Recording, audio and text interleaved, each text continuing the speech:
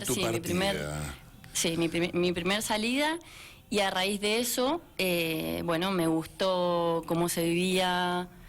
Yo me fui a Mallorca, bueno, que es parte de las Islas Baleares, Sí. y bueno, me gustó muchísimo. Volví. En ese momento no sabía si me va a quedar o no, pero... ¿Estuviste cuánto tiempo de esa primera vez fueron 6 meses. 6 meses. Fui a hacer una temporada... Sí, además fue... ¿De qué trabajaste eso? Trabajé de camarera. De camarera. Sí. Y fue mucha casualidad porque mis orígenes son andaluces. De hecho, mi papá estaba en Andalucía en ese momento, pero coincidió que me crucé con una vecina del barrio, que en algún momento le tengo que dar las gracias porque fue ella la que me dijo, pensá en Mallorca, que es un lugar que es un lugar posible. Exacto. Para vivir. Y bueno, entonces fui en plan, voy a viajar, si encuentro trabajo me quedo, junto algo de plata y seguiré viajando. Y eso fue lo que hice. Fueron 6 meses, la temporada de verano, y bueno, y después me volví. De ahí te volviste, te recibiste de ingeniera agrónoma. No, todavía, o sea, en ese momento tenía 19 años, iba a empezar la carrera, pero tenía ganas de viajar, entonces no empecé la carrera con esa edad, sino que me fui de viaje. Ajá. Contame, la ingeniera agrónoma, contanos qué haces allá. Bueno, ahora estoy trabajando en una bodega, llevo 6 años en esa bodega. Es una bodega familiar muy antigua, del 1710. Y wow. Sí, Mallorca parece que no, pero tiene mucha tradición vitivinícola. Incluso en el resto de España no se la conoce como productora de vinos. Pero bueno, ahora ha resurgido y ha repuntado muchísimo gracias al turismo. ¿Cuál será el vino, el vino, la boutique sería, como, a ver, no me sale, pero ¿cuál es el mejor vino? ¿Cuál sería? ¿De los nuestros? Sí, obvio. Bueno, La Vedette. La Vedette, gracias, la boutique, dije yo. En realidad... puede ser, ¿por qué no? Bueno, más o menos, por ahí era con Vera. Son vinos muy diferentes a los vinos argentinos, partiendo de la base de que trabajamos con variedades locales, autóctonas, que solo están en la isla, y bueno, tienen similitudes con algunas variedades de la península, pero bueno, son muy diferentes. Yo cuando vengo acá, la verdad que disfruto de hacer la comparación. ¿Diferentes en qué? Bueno, tienen otro cuerpo, o sea, son las variedades locales tienen menos polifenoles, las con las que nosotros trabajamos. Tienen que ver un poco con el ambiente donde han evolucionado, con el tipo de suelos y demás. Entonces son variedades que de hecho parecen más que viníferas, variedades de mesa. O sea, son racimos grandes, granos grandes, una pulpa dura, no parecen de vinificar. Y tienen muy poco color, entonces los vinos tienen muy poca capa, son muy ligeros, mucha fruta, poca acidez. Vale, vamos a tener que viajar para probar uno allá, Silvio, ¿no? ¿Qué decís vos? Contanos cómo nosotros, que somos productores de vid, de toda como históricos, ¿no? Y que también trascendemos en el mundo. ¿Cómo ves vos, digamos, un litro de vino escurrido a un viñatero de Calle Larga que valga menos de 18 pesos un litro de vino? ¿Cómo eso lo hace prácticamente a la producción, la deja como no viable económicamente?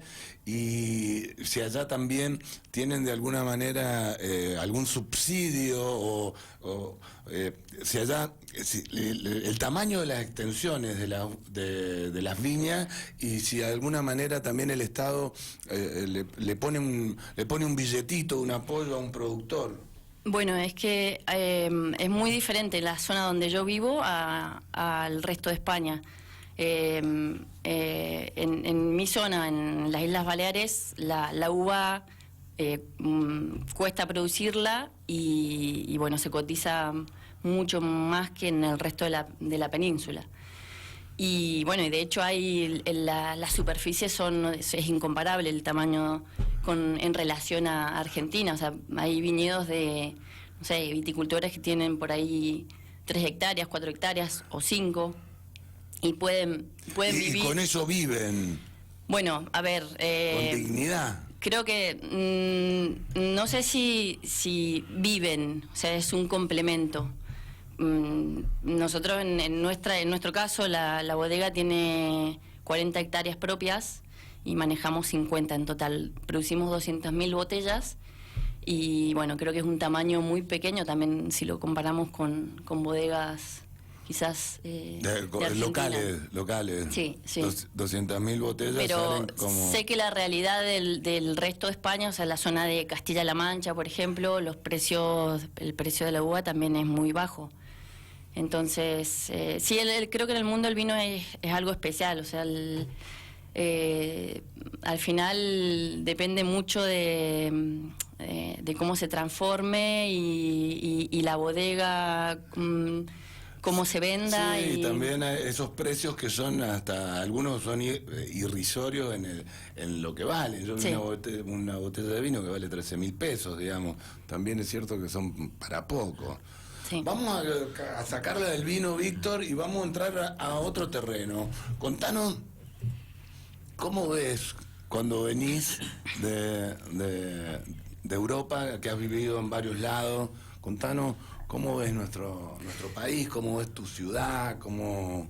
Bueno, a mí siempre me pasa, es un choque la vuelta, porque, bueno, al final uno ha vivido gran parte de su vida, ¿no?, acá. Yo hasta los 20 años estuve viviendo acá y entonces, claro, hay cierta movilización de sentimientos y de recuerdos y entonces es cierto, bueno, un pequeño choque, ¿no?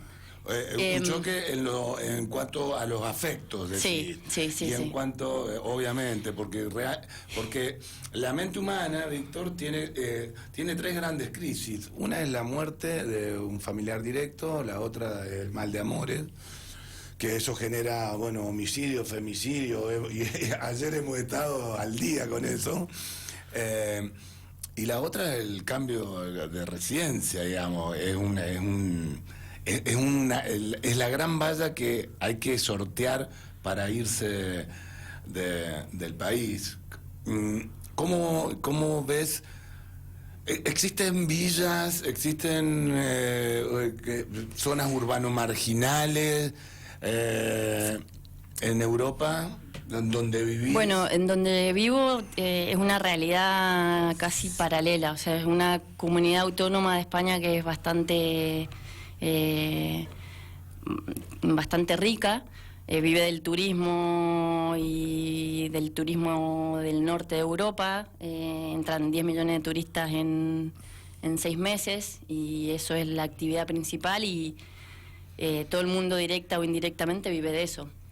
Entonces, déjame que yo haga una cuenta, 10 millones de turistas en 6 meses, que deje 100 euros cada uno, wow. Sí, no, y además es gente bueno, hay de todo, ¿no? Todo tipo de familia, o sea, desde familias que van con sus hijos hasta, bueno, matrimonios y demás, o gente mayor que ha vivido toda su vida a Mallorca y sigue yendo, pero hay gente también de un estrato social alto que le gusta comer y beber y gasta, digamos, que tiene la billetera más gorda. Sí, pero si vuelvo a la pregunta, yo en Mallorca no, salvo barrios algo humildes, no he visto villa, no. Y nosotros que cada vez nuestros barrios, Víctor, cada vez nuestros barrios urbanos marginales van en un crecimiento. Me decía el otro día, no me gustaría vivir en La Matanza. No. Ni tampoco me gustaría vivir en Europa. Yo quiero seguir viviendo en San Rafael. Puede llegar a atraerte por muchas cosas, pero no le veo un futuro. Le veo un futuro convulso, complicado, sobre todo por la masiva inmigración musulmana y gente africana que tarde o temprano están pesando y van a pesar cada vez más en la sociedad europea, ¿no? ¿Qué opinas, Víctor, que se van 100 argentinos por día, se van buscando otro horizonte? Que les deseo todo el éxito que puedan llegar a tener, pero son tiempos muy difíciles, no solo acá, sino en Europa también. En el mundo. En el mundo. Contanos, Belén Padilla, que nos acompaña, una ingeniera agrónoma que vive en España, en Playa de Mallorca. Palma de Mallorca, bueno, Palma es la capital, Palma. pero yo vivo en Alcudia, en el norte de la isla. Al norte de la isla. Contanos cómo viviste la pandemia, cómo se vivió la pandemia allá. Bueno, yo justamente estaba acá cuando confinaron Europa y de hecho no podía volver, o sea, se canceló mi vuelo y estuve ahí intentando volver a través de la embajada, que así fue. Y en ese momento se estableció una norma para todas las empresas que no podían trabajar, que no podían funcionar. Los empleados pasaban a estar en ERTE, se llamaba, es una medida de flexibilización y tal. Entonces, sin trabajar, seguías cobrando parte de tu sueldo. Entonces, estuvimos así hasta julio, que, agosto, que empezamos nosotros la vendimia. En mi caso, claro, mi empresa ahí sí pudo funcionar. Y después yo ya seguí en actividad, digamos. Y bueno, nada, un poco lo mismo que se vivió acá. ¿Viste colapsar el sistema de salud? ¿Viste?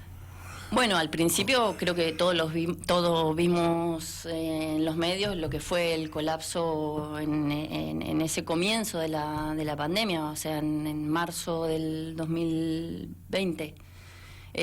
Pero bueno, después se fueron ajustando, como se hizo en todos lados, ¿no? Las medidas fueron un poco guiando en base a esto, cómo iba evolucionando la pandemia.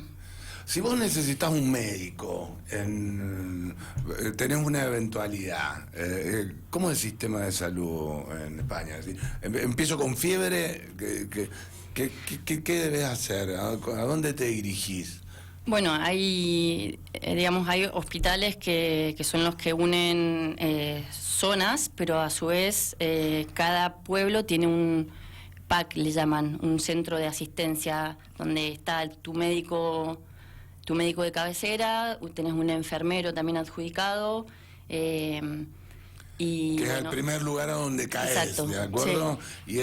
Y eso es cómo se paga, cómo cobrar, tener una obra social. Yo por estar trabajando pago mi seguridad social, o mejor dicho, la empresa paga la seguridad social y bueno, yo una parte también, el trabajador también paga una parte y nada, tengo acceso a la salud. A la salud. ¿Cuánto tenés presente cuánto es el porcentaje de eso?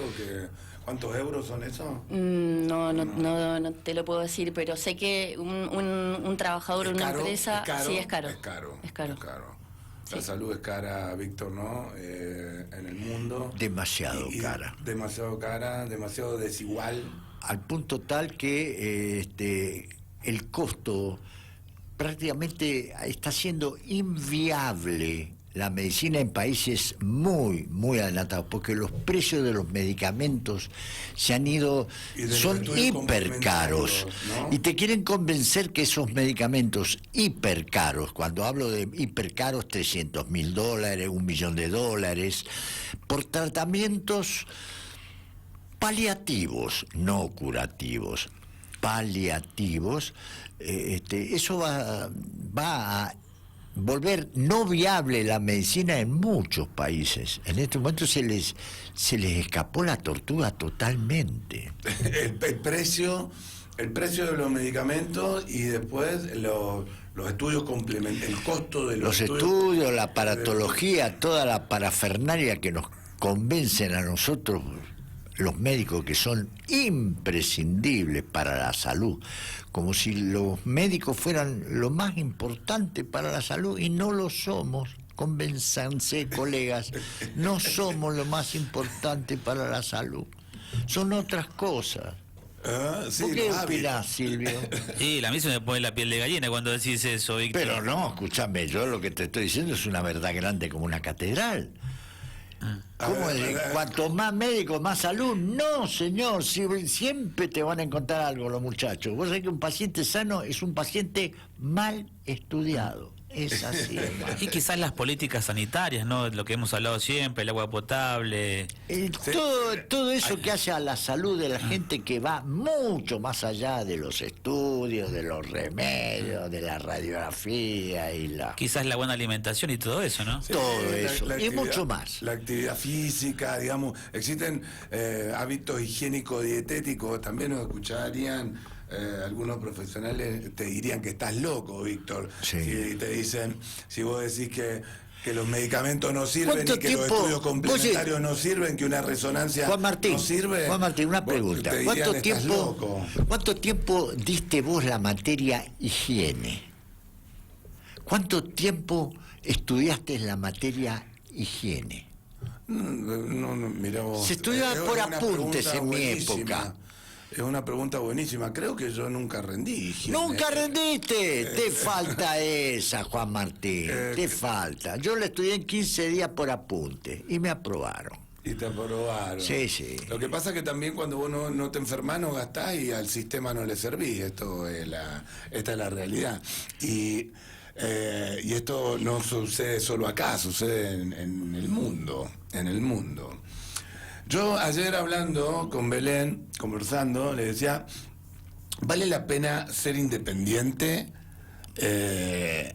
como en España o ser un empleado? Porque acá da la sensación siempre que vos cuando largás una acción de independencia, el Estado se avasalla para ver qué te puede sacar, para mantener un sistema, como dice Silvio, un Estado bobo, perezoso.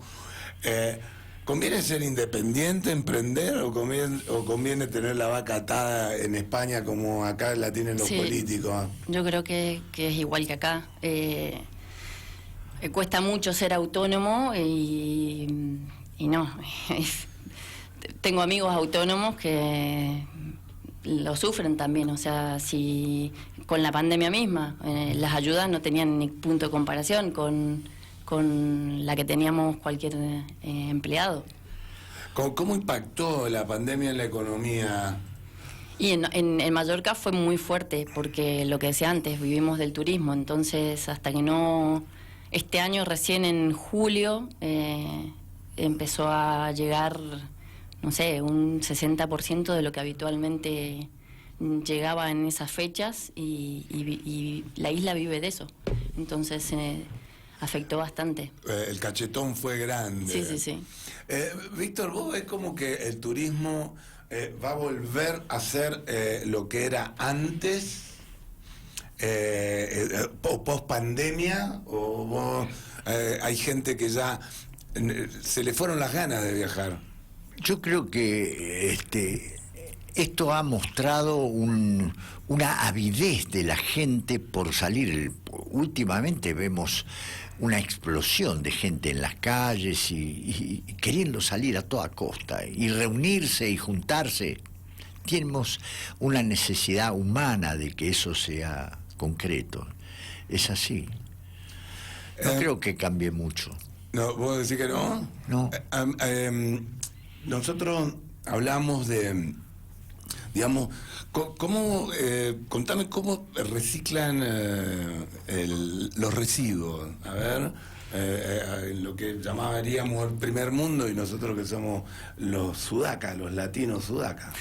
Bueno, cada ciudadano se hace responsable de gestionar en su casa y separar los residuos, ¿no? Los plásticos del cartón, de la parte orgánica, y después de llevarlo a en cada barrio hay muchos puntos verdes donde bueno, hay depósitos para que vos dejes recibir, tu bolsa exacto. con básicamente que plásticos. Sí, todo lo que es ayúdame. latas, plásticos, envases livianos se depositan en un mismo lugar, cartones, papeles en otro. Vidrios en otro, metales en otro. Exacto.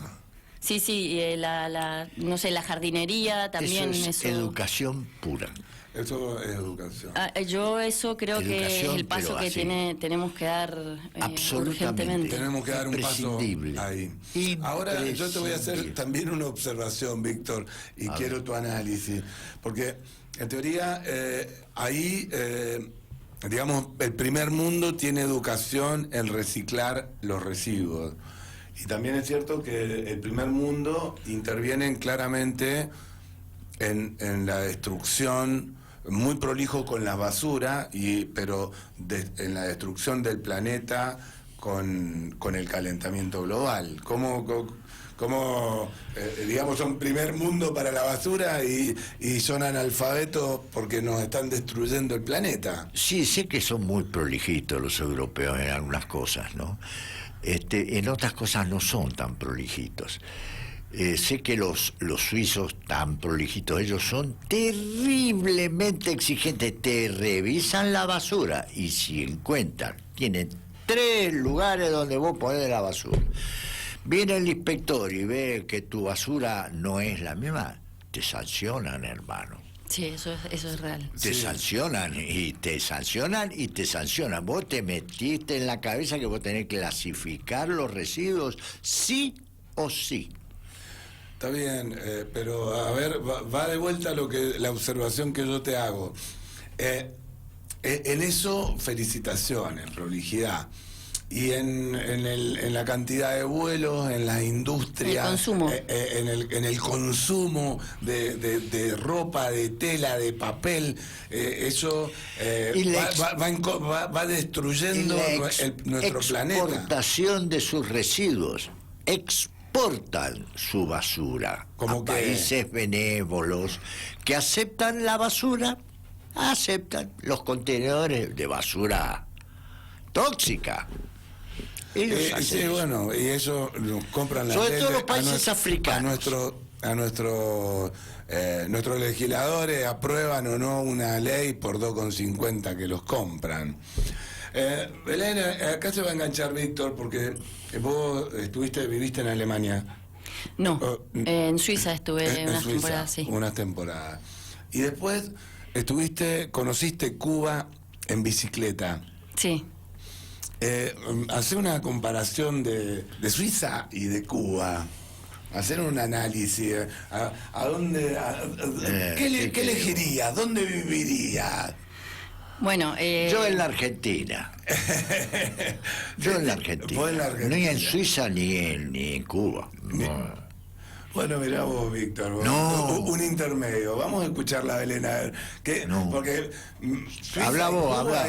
Es como Suiza y Cuba, sería como... Son tan prolijitos los Boca suizos. River, Boca River. Son tan prolijitos que me asustan.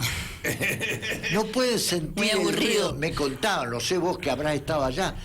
Les llama la atención sentir el ruido de la cadena cuando vos apretás el botón en el baño. Eso ya es un ruido. Más bien, si vos haces pichí, no tiré la cadena porque podés molestar. Ese grado de prolijidad de los hermanos suizos. Tienen que tener un silenciador en el baño. Contanos, a ver, Belén, Bueno, dos cosas tan diferentes, hacer un análisis. Bueno, es que el viaje en sí fue una experiencia hermosa porque fui con un amigo de San Rafael también. Nos fuimos en bicicleta, llegamos a La Habana y hicimos 1.400 kilómetros en bicicleta. Y el viaje en bicicleta es... Te habrás aprendido cosas. Sí, porque estás en contacto todo el tiempo con la gente, parás donde querés, estás todo el tiempo viendo, viviendo la realidad, ¿no? Y Sí, te metés en el corazón del pueblo cubano. sí, y bueno, yo creo que a mí lo que más me gustó claramente en Cuba fue la gente, la calidez de la gente, la hospitalidad de la gente, pero me chocó mucho el deterioro que había en, no sé, La Habana, por ejemplo. Me chocó muchísimo. ¿El deterioro en qué? ¿En la infraestructura, La infraestructura, en la ciudad? sí. En todo. Sí. En el asfalto. Todo. Muy deteriorado, muy venido abajo. Sí, cero de mantenimiento. Sí, querés no, decir, vos. cero. Total. Eh, Pero bueno, después en el resto de Cuba, claro, fuimos mucho por zonas rurales, vimos que la gente vivía un poco más de la autosubsistencia y sí que es verdad que, bueno, buscaban, ¿no? una ayuda, ¿no? El ver un extranjero buscan un dólar detrás sí, de eso. Sí. Detrás de eso. Sí. ¿Te gustó? Sí, me gustó. Me gustó, pero bueno, otra cosa que me chocó muchísimo fue, bueno, los medios de comunicación, básicamente nunca evolucionaron, o sea, se quedaron en el tiempo y tanto la radio como el diario, el Granma, se llama el diario de Cuba. La radio se llama Radio Rebelde, o sea, todo tiene que ver con la revolución.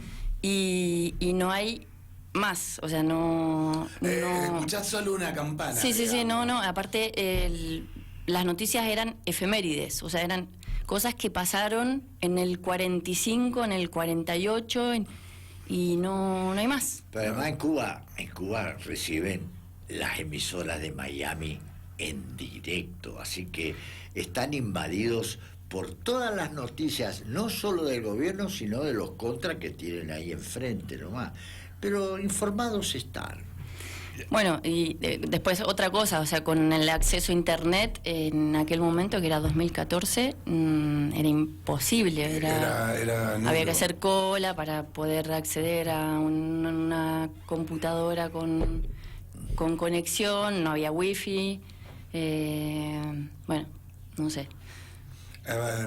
Digamos, te gustó, pero ¿qué es lo que te gustó, digamos, aparte de la gente? Porque todo lo que más decís, es decir, sin internet, con una radio oficial, que no son todas cosas que retrogradan más que hacen crecer a un pueblo. Bueno, ver una realidad paralela que siga existiendo y que se mantiene, ¿no? Que hay una gran diferencia con Primer Mundo o con otros lugares donde estuve, o sea que está intacto. Tercer mundo. Bueno. Sí. Profundo.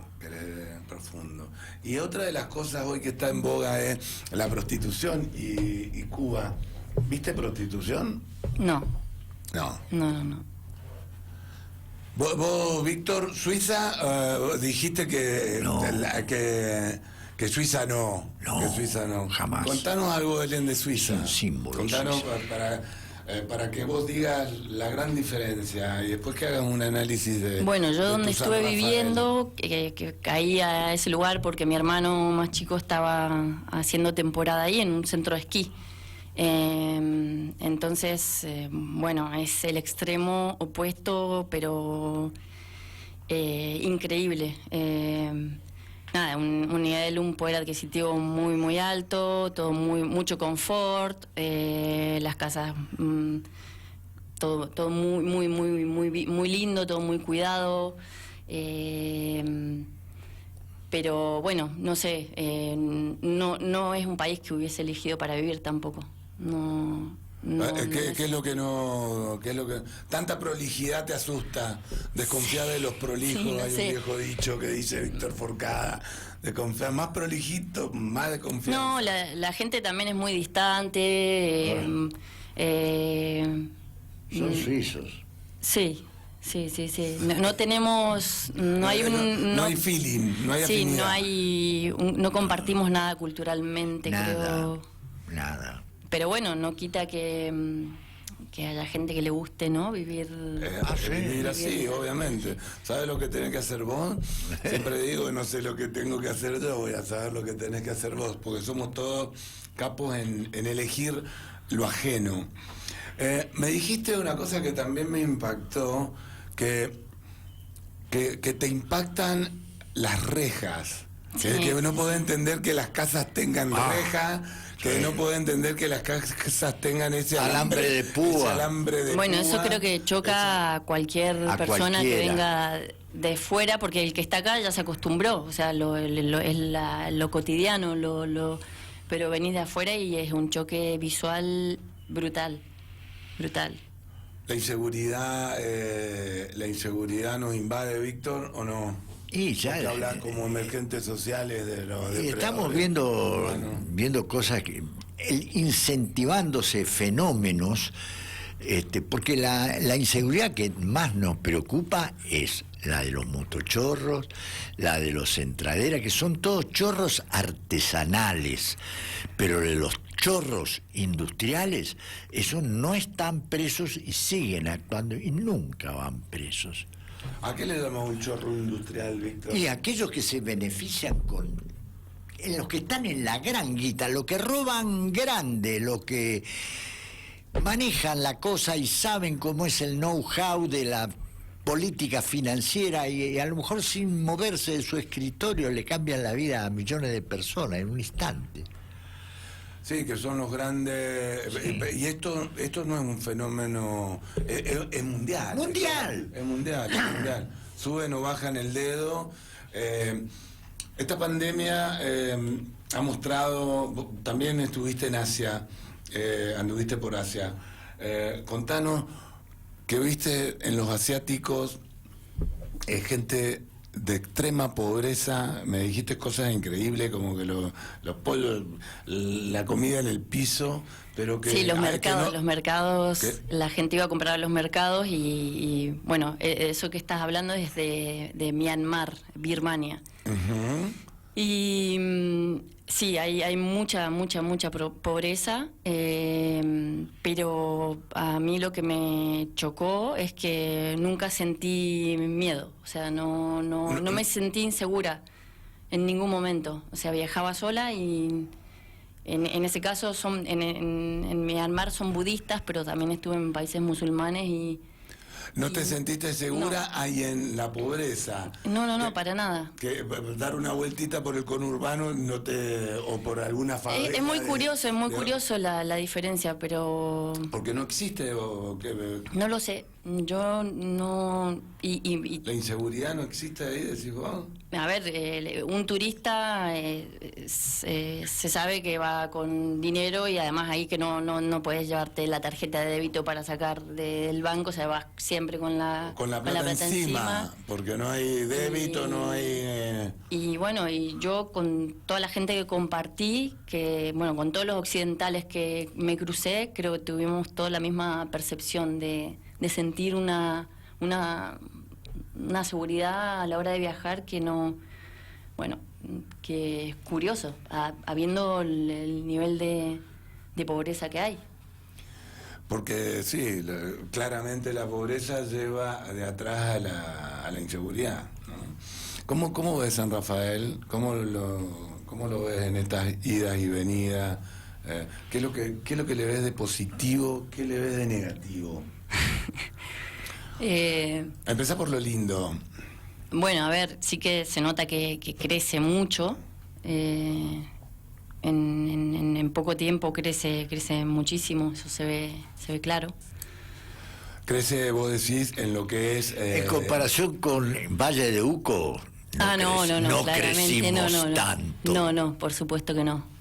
¿Qué pasó No sabría informarte. Vos me lo podrías decir. Bueno, vos vas a ir a Valle de Uco. Sí. ¿Notas que crece? ¿No crecemos a la velocidad Claro. de Valle de Uco? Bueno, él se está refiriendo a la parte agrícola. Agrícola, turística, todo. Bueno, a nivel agrícola sí que se nota mucha diferencia. Valle de Uco es un enclave en Mendoza, distinto a todas las demás regiones. Sí. Es Valle de Uco. Sí. ¿Sí? Estoy de acuerdo. ¿Lo notas que crece? ¿Qué otra cosa le ves positiva? ¿Y qué es lo que no te agrada? Lo fiero, también hay que decirlo, lo fiero, porque obviamente. Bueno, Enseñanos. no, a ver, si tuviera que decir algo, un poco lo mismo, el tema de la inseguridad. Sí, que nos empieza a dominar y hemos tenido una semanita de todos los colores. Viene justicia. Víctor, ¿viene justicia por mano propia? ¿Cómo ve Es un la hecho. seguridad en 5 años? Ya se empezó a instalar y a verse como un hecho natural, lo cual es lo que más desespera. Sí, es un hecho que yo les pregunto a todos, cuando alguien se defiende y uno de los chorros cae, yo no siento pena por él, para serte sincero. Sinceramente no, y veo que cada día se intensifica más la respuesta de la gente, en todo sentido. Y empieza a haber movilizaciones sociales. Ayer veía que miércoles la gente se movió, ¿no? En San Rafael, que siempre mi madre como cordobesa decía que como que los mendocinos eran apagados, los cordobeses eran más, digamos, más revolucionarios, más de salir a la calle, el cordobazo, pero ahora, Silvio, la gente... Tiene que ver con las generaciones también, ¿no? Se empezó a mover, las redes sociales tendrán que ver... Es posible, pero San Rafael ha sido bastante apático. Yo acompaño lo que vos decís en cuanto a manifestaciones, ¿no? De todo tipo. De hecho, hemos tenido casos emblemáticos que tienen que ver con injusticias, ¿no? Pero poco a poco ha ido cambiando. Pero creo que yo le atribuyo esto a las nuevas generaciones, que tienen otra forma de ver también la calle, de salir también, de motivarse. de no quedarse así pasivo, estático. Cuando algo no te gusta, lo reflejan. Lo reflejan en las redes sociales. No tienen vergüenza, por ejemplo, ¿no? Quizás San Rafael se ha caracterizado por eso, ¿no? De me están mirando, ¿no? ¿Viste? Siempre, hoy las nuevas generaciones cambian. Y es contagioso eso, porque en la marcha justamente de ayer vos veías, obviamente en números, nuevas generaciones, pero también veías gente un poquito más grande que se contagia por los propios hijos o nietos, ¿no? Que le dicen a la abuela, tenés que salir, tenés que ir a la calle, tenés que expresarte, ¿no? Me parece que viene por ahí. Sí, a mí ayer me gustó el movimiento, me gusta la Mucha gente ayer, Sí, mucha gente. La gente movilizada ante los hechos que nos pegan la bala al lado, ¿entendés? Sí, Eso está bueno. ¿Eso le gusta a la política, Silvio? A la política no le gusta, obviamente, porque la política... A ver, la queja de la gente fue contra la justicia ayer, ¿no? La manifestación era contra la justicia, de cómo te liberan a un tipo y en una semana el flaco va y mata a la mujer. ¿Así fue? Así fue. ¿Así fue? Así fue. Liberaron al femicida. Los liberaron en el 12. ¿Y el que se cargó el policía también? No, ese es otro caso. Pasa que se han mezclado dos casos, pero han sido casi simultáneos. Pero el de la chica que muere el miércoles, a su expareja la liberan el 12 de octubre. Nadie le hizo un seguimiento de nada. Él fue, la amenazó, la chica colaboraba en un comedor y le dijo a sus compañeras, me van a matar, me va a matar. Y lo dijo el domingo y la mató el miércoles. Creo que la indignación de la gente viene por ahí. El mensaje para la justicia. El tema es que la justicia viene de la mano de la política, porque los jueces son nombrados por la clase política, ¿no? Ya lo hemos explicado acá cómo es el sistema. Te lo explicó la otra vez Yaroli. El doctor Yaroli, sí, Javier Yaroli. ¿Cómo se enreda todo cuando los tres poderes empiezan que esto también se ha notado en el mundo, Belén? Digamos, el poder ejecutivo enredado con las leyes, con el legislativo y con la justicia, se genera una zona que pone en jaque, siempre digo lo mismo, al sistema democrático pone en jaque, ¿o no? Sí, seguro. Porque no... Pero yo acompaño lo que viene diciendo Víctor hace como 3 meses, que hay un cambio de paradigma también, ¿no? ¿Como cuál? En el mundo. Es lo que te acabo de decir recién, ¿no? Ya hay generaciones que, como decimos en el barrio, no se comen ninguna, ¿eh? No se la comen. Es así. Empiezan a tener... Siempre, Juan Martín, otras generaciones se han movido por intereses. Porque si me afectás la quintita, viste, bueno, qué sé yo, porque soy amigo del intendente, no me afecté. Y yo creo que las nuevas generaciones, lo que dice Víctor siempre, ya no se casan con nadie, me parece, ¿no? De hecho, fíjate vos, acá en la Argentina, ¿sabes cómo te votan a uno, después te votan al otro, a la semana te votan al otro? Nadie tiene dueño, tiene la vaca atada de material. Sí, ya eso de levantar la misma bandera, claro. Nadie. Sí, te van cambiando. Bueno, sí, el fenómeno Milei no deja de ser un... Sí, es un fenómeno. Para estudiarlo. Para estudiarlo. Para estudiarlo profundamente. Y grave, porque vos decís, cuando un tipo como Milei, como piensa Milei, tiene voto joven, decís, epa. ¿Qué pasó acá? ¿Para dónde vamos? ¿Cuál es el futuro?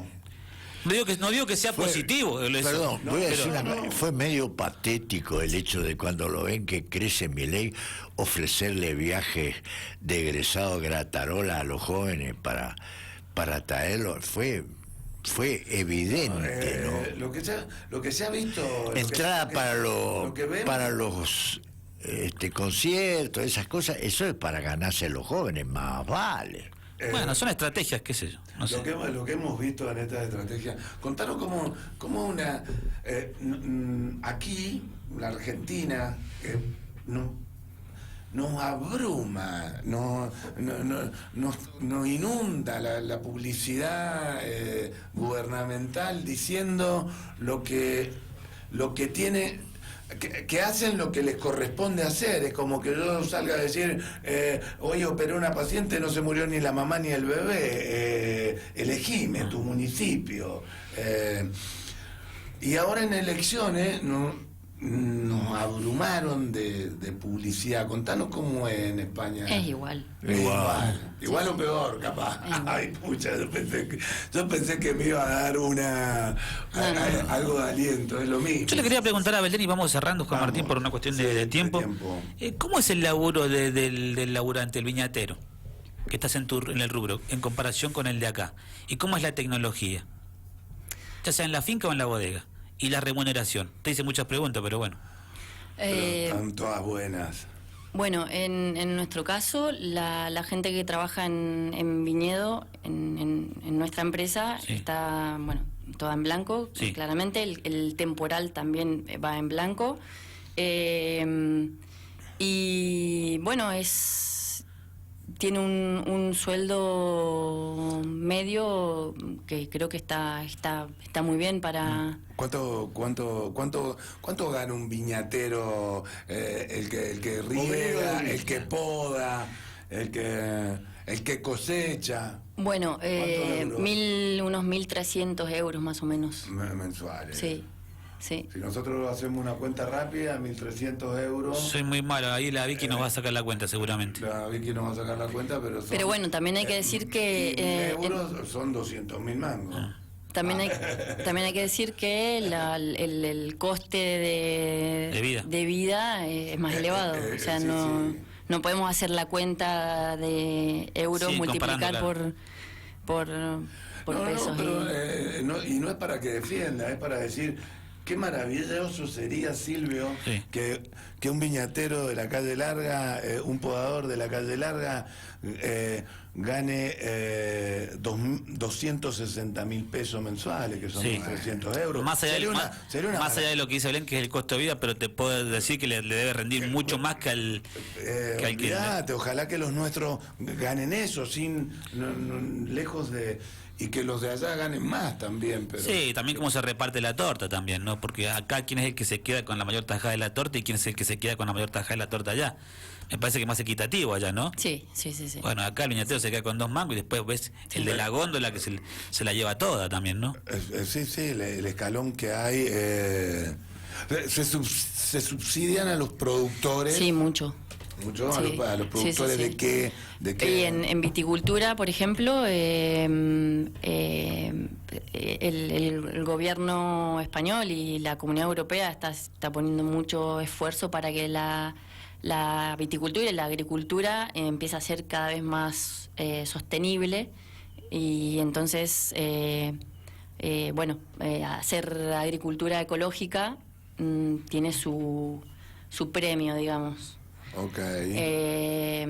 Entonces, si sos eco, después te corresponden o tenés acceso a ciertas ayudas, que paralelamente también hay otra serie de otros paquetes de subvenciones para modernización de la maquinaria, para mejorar la parte industrial, ¿no? La bodega, para innovación, tema de placas solares, por ejemplo. Ahora hay mucha... se está procurando... Se está empezando a instalar, porque también es cierto muchísimo. que los grandes países del mundo son los que... y los del primer mundo son los que más daño le hacen al clima, a la naturaleza. Pero bueno, yo creo que en Europa, si no estuviese subvencionado, no sería viable la agricultura. La agricultura. No. Yo digo que vamos a tener que volver para volver a vivir en este mundo que hemos visto, Silvio, que la desigualdad existe, Sí. y cada vez más marcada esta pandemia la trajo, y cada vez se instala más. O sea, un término moderno, la grieta es mayor en la desigualdad que tiene el mundo, que el hecho de cruzar un río y de cambiar de país, ya las condiciones son tremendas. Hemos traído y hemos visto que esto es así. Víctor, hace un resumen, que hemos viajado por todo el mundo. Mirá, estuvimos en Asia, en Europa, en Cuba, en San Rafael. Me quedo con la Argentina. Le tengo más fe a la Argentina que al resto del mundo. Fundamentalmente al área de San Rafael. Creo que se avecinan momentos muy grandes, muy tremendos en la humanidad, en lo que hace a cambio climático, que puede llegar a dar grandes sorpresas. Yo apuesto por San Rafael, apuesto por la Argentina. Bien, yo voy a poner la fichita entonces, parecida a la tuya, porque vos sos mi gran conductor. No, fíjate. Belén Padilla, ingeniera agrónoma, una españolita sanrafaelina. Redondeá, decí lo que querés.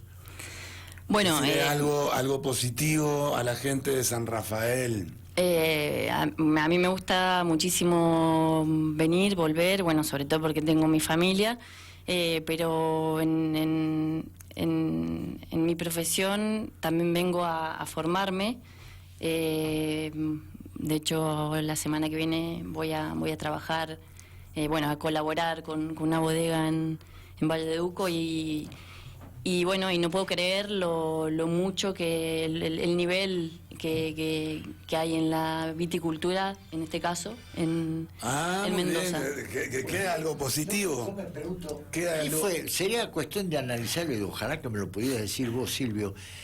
¿Qué pasó para que San Rafael tuviera semejante decadencia en comparación con otros lugares de la provincia? No hablemos del mundo, otros lugares de la provincia.